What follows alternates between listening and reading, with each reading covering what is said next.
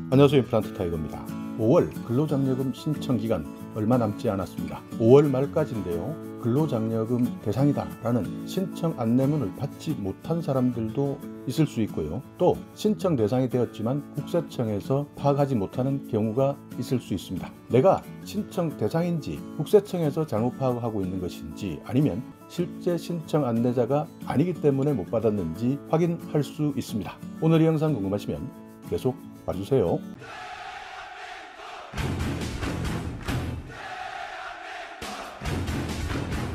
네, 많은 분들이 근로장려금을 신청한다 라고 이야기하고 있는데요. 그런데 지난해까지는 분명히 근로장려금을 받았는데 아직까지 안내문을 받지 못한 분들도 계실 겁니다. 그리고 어떤 분들은 실제 대상자가 되는데도 불구하고 국세청에서 파악하지 못하는 경우도 생길 수 있습니다. 그렇기 때문에 여러분께서 나는 신청 대상이냐 아니냐 손택스에서도 확인 가능하고 홈택스에서도 확인 가능합니다. 그리고 근로장려금 상담센터 1566-3636에 전화를 하셔서 상담하셔도 내가 근로장려금을 받을 수 있는지 여부를 확인할 수 있습니다. 손택스에서는요, 근로장려금 신청에 들어가셔서 안내 대상자 여부를 조회해 보시고 접속하시면 되고요. 홈택스에서는 신청 제출에 들어가셔서 정기 근로장려금, 자녀장려금 여기에서 신청 안내 대상 여부를 조회하시고 접속해 보시면 확인 가능합니다. 또 근로장려금 상담센터 1566-3636 여기에 전화하셔서도 확인 가능한데요. 여기에서 여러분이 신청 안내문을 받지 못했지만 내가 신청 요건을 충족한다 라고 판단이 되신다면 안내문을 받지 못했다 하더라도 홈택스를 바로 접속해 보시기 바라겠습니다. 여기 보시듯이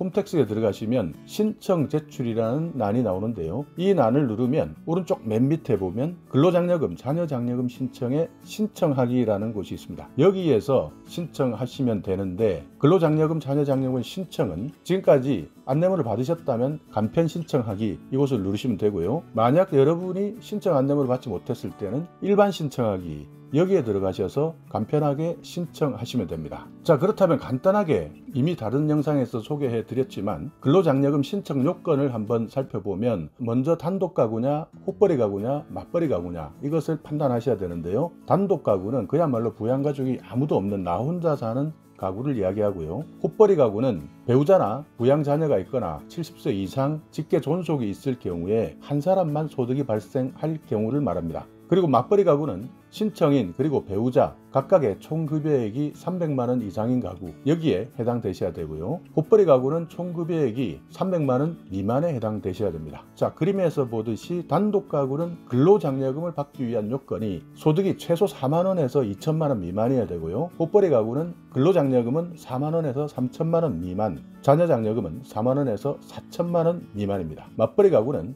근로장려금은 600만원 이상 3,600만원 미만, 자녀장려금은 600만원에서 4천만원 미만까지 해당되셔야 근로장려금, 자녀장려금을 받을 수 있습니다. 여기 공통 조건이 있는데요. 재산 합계액이 2억 미만이어야 됩니다. 그러니까 현재 부동산, 전세금, 자동차, 예금 이런 것들을 전부 합쳐서 총 재산이 2억 미만이어야 한다. 2억을 넘어가게 되면 대상에서 제외된다 하는 내용 간단하게 알아봤는데요. 이 요건이 맞다 라고 한다면 근로장려금을 신청할 수 있습니다. 그렇기 때문에 이 요건에 해당되신다면 내가 신청 안내문을 받지 못했다 하더라도 여기 보시듯이 신청 제출란에 들어가셔서 우측 하단 신청하기 그리고 간편 신청이 아닌 일반 신청하기를 통해서 신청해 놓으시기 바라겠습니다. 근로장려금은 현재 안내문을 받았다 하더라도 국세청에서 잘못 계산할 경우도 있기 때문에 안내문을 받은 사람들이 무조건 다 받을 수 있는 것은 아닙니다.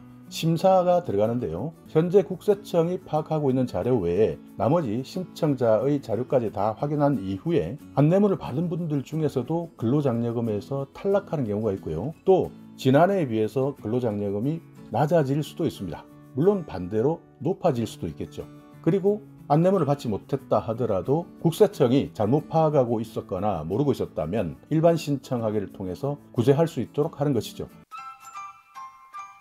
그러니까 안내문을 받아서 신청했다고 해서 무조건 다 받는 것은 아니다. 못 받는 분이 생길 수도 있다. 그리고 안내문을 받지 못했다 하더라도 일반 신청하기를 통해서 신청하면 이후에 심사를 거쳐서 근로장려금, 자녀장려금을 받을 수 있으니까요. 이 점은 꼭 참고하시기 바라겠습니다. 그러니까 신청하고 나서 지급할 때쯤 되면 준다고 해놓고 신청하라고 했더니 지금에 와서 신청 대상이 아니다, 줄 수 없다라는 불만의 목소리가 나오는 경우도 종종 있습니다. 그리고 신청 안내문을 받지 못했다 하더라도 일반 신청하기를 통해서 구제받는 경우도 있죠. 그렇기 때문에 내가 여기에 신청 조건에 해당된다라고 한다면 반드시 일반 신청하기를 통해서 신청해 주시기 바라겠습니다. 잘 모르겠다라고 한다면 1566-3636 근로장려금 상담센터에 전화하셔서 한 번 더 현재의 나의 상태, 그러니까 나의 재산 상황이나 소득 상황 이런 것들을 꼭 상담해 보시고 신청하시기 바라겠습니다. 또 지난해 9월이나 올해 3월에 반기 근로장려금을 신청한 분들, 이분들 5월에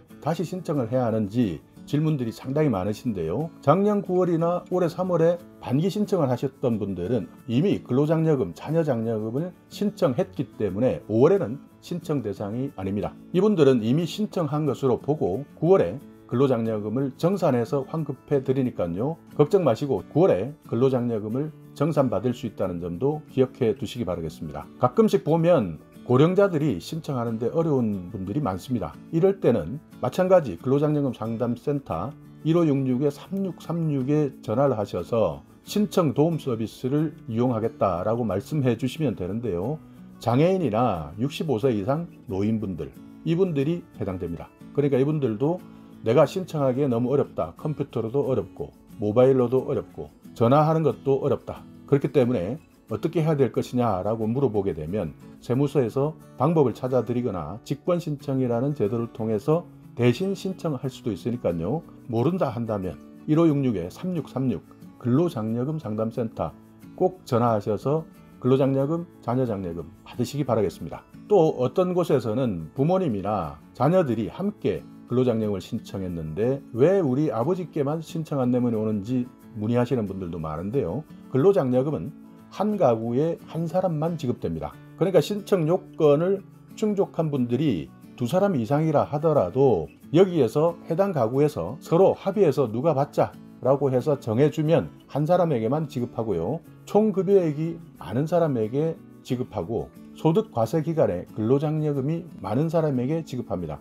그러니까 한 가구에서 근로장려금을 가장 많이 받을 수 있는 사람을 정해서 신청하거나 총 급여액이 많은 사람 또는 근로장려금을 가장 많이 받을 수 있는 사람을 신청해 주시는 것이 가장 유리한 것이죠. 작년까지 사업을 하다가 최근에 폐업을 했다 하는 분들도 나는 신청 대상이 아니다 라고 착각하시는 분들이 있는데요. 근로장려금이나 자녀장려금의 신청 요건이라는 것은 올해 기준이 아니고 작년 기준입니다. 2020년 기준이기 때문에 신청 요건을 전부 갖추었다 라고 한다면 신청할 수 있습니다. 예를 들어서 사업을 하다가 작년 매출 신고, 그러니까 종합소득세가 있고 소득세를 신고했다 라고 한다면 내 소득과 재산 요건 이것이 맞다 라고 한다면 신청할 수 있다는 것이죠.